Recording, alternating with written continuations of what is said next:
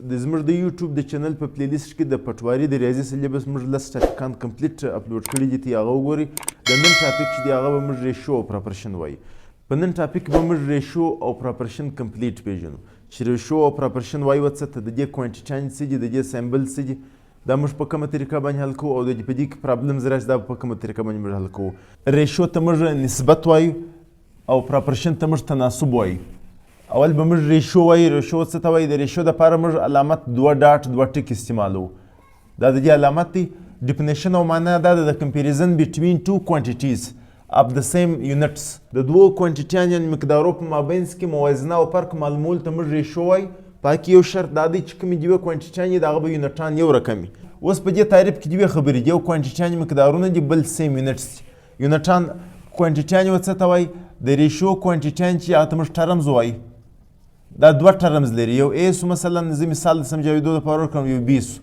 دا اوله کوانټیټي ته موږ انټیسیډنټ وایو، و دې ته موږ انټیسیډنټ وایو، او دا دومره ته موږ کنسیکوینټ وایو.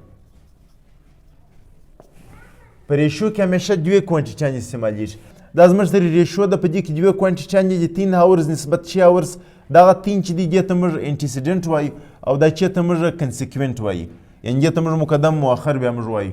اوس دغه انټیسیډنټ او دا کنسیکوینټ چې راغلي د دې به زموږ سره یونټان لایک یو رقم وي.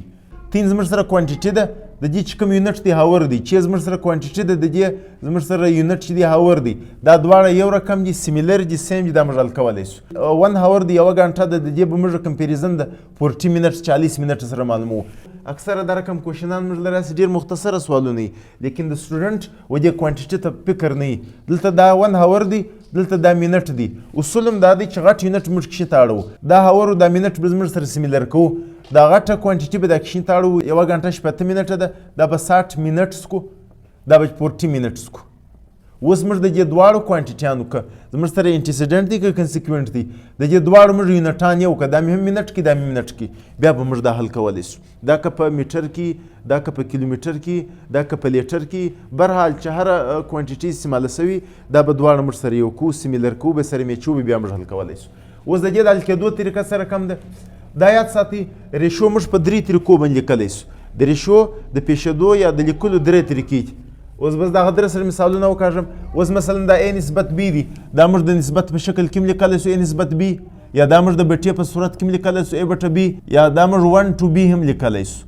په دا 3 طریقو باندې موږ ریشو شو کولی شو. اوس به دا 2 مثالونه څنګه حل کوو؟ په ریشو کې دوه کوانټیټیانې راغلي، دا به موږ څنګه سمپلیفای کوو؟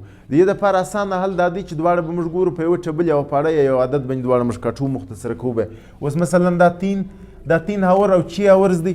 3 کم 3 2 6 زموږ سره د دې انسر دا شو، دا موږ سمپلیفای کولی شو.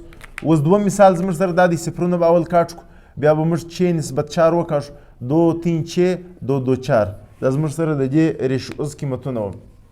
که په اګزام کې زموږ سره مخلوط ریشوز راغلي وو، هغه موږ سره کوم حل کوو؟ اول به دا 3 هاوره موږ منټو لاړو، بره به دا دواړه د منټ په شکل کې کاږو، بیا به د دې منټ سره بره دواړه یونټان سیمس یو رقم بیا موږ حل کولی شو.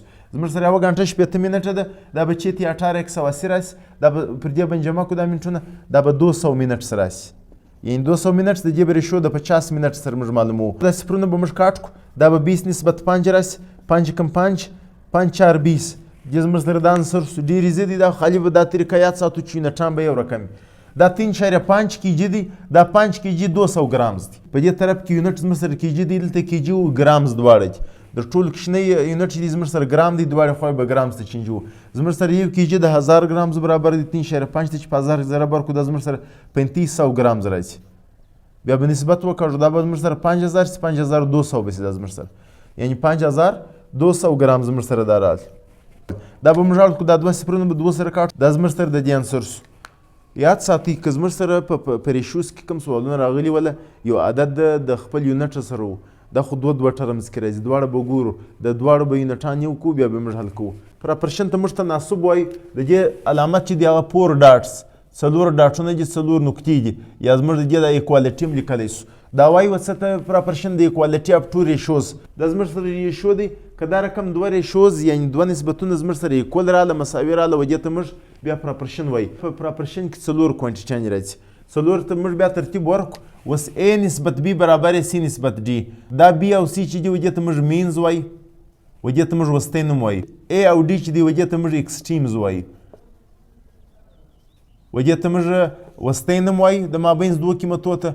اول او څلرم یعنی اول او اخر و دې ته موږ اکسټریم او طرفین وایي. په پراپرشن کې یو قانون دا دی چې مینز به همیشه د اکسټریم برابر وي. که موږ مین سره ضرب کو دا اوه حاصل ضرب د اکسټریم حاصل ضرب دا زموږ سره یو رقم وي. اوس د دې کوالټي سره کوم راکړلی چې د دوه ریشوز د دې لپاره ما مثال لیکلی دي. اوس دا موږ حل کوو و دې ته موږ مینز وایي او دې ته موږ اکسټریم وایي. د مینز حاصل ضرب د اکسټریم سره خامخا یو رقم وي. دلته به موږ اکسټریم وکاږو 10 ضرب 2 equal to دا برابر د 5 ضرب 4 ځکه دا زموږ سره اکسټریم سو دا زموږ سره مین سو 10 2 20 برابر 4 5 20 دا زموږ دواړه ایکول کړل. کله کله زموږ سره په مختلفو اگزامو کې کمپلیکیټډ سوالونه د پراپرشن راغلي هغه ایکول دي خو په دې کې یو ان ویلي وي هغه نامعلومه قیمت موږ سره که معلومو. اوس مثلا ما دا د سوال لیکلی دی find the value of y د y ویلیو به موږ معلومو if 3y جمع 4 نسبت 2y جمع 5 دا ایکول او برابر د 4 نسبت 3 یو ریشو دا د یو ریشو دا د دا دواړه د یوې سره ایکول دي خو په دې کې دلته موږ سره ان ویلیو سته وای د دې وای به موږ قیمت سره که معلومو. اوس به راځو اول به دا سوال موږ وکړو 3y جمع 4 نسبت 2y جمع 5 دا برابر دی د 4 نسبت 3. موږ مخکې ویلي ول چې موږ ریشو په درې طریقو کې لیکلی سو. موږ یې هم د نسبت په شکل کې لیکلی سو لکه دلته چې لیکلی د د بټې په صورت کې لیکلی سو.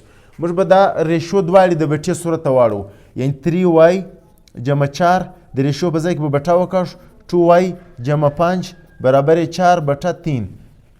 زموږ مقصد دا دی چې موږ دلته y معلوم کړو. اوس موږ د دې سره د کراس ملټیپلیکیشن طریقه کوو. ضرب چلپایي موږ ته په میز کې بار بار ویلی دي دا نومریټر به د دې ډینومینیټر سره ضرب کړو 3y جمع 4 به وکړو دلته به دا 3 سره ضرب کړو بیا به 2y جمع 5 د دې سره موږ ضرب کړو 4 دا به سره ضرب کړو 3 تیا 9y جمع 4 تیا 12 دا به 4 2 8y راسي جمع 4 5 20.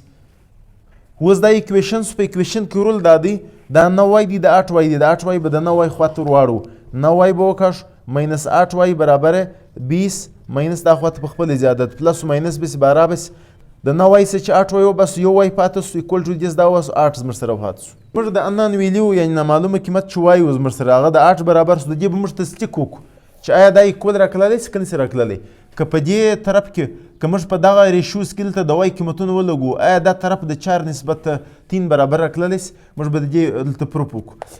3 به وکړو د y په ځای کې به موږ 8 وکړو جمع 4 به ولیکو بټه 2 د y سره ضرب دی د y په ځای کې 8 لګو جمع 5 ایکوال ټو 4 بټه 3 دا به 3 8 24 راسي جمع 4 بټه دا 2 8 16 جمع 5 برابر 4 بټه 3 28 راسي 28 بټه موږ سره 21 4 بټه 3 دا به مزید سمپلیفای کو دا سمپلیفای شوی ده دا بټه دا به حل کو دا موږ پر 7 کټولی سو 7 4 28 7 3 21 ایکوال ټو 4 بټه 3 موږ دواړې خواوې پرو کړلې چې دا دواړې ایکول دي.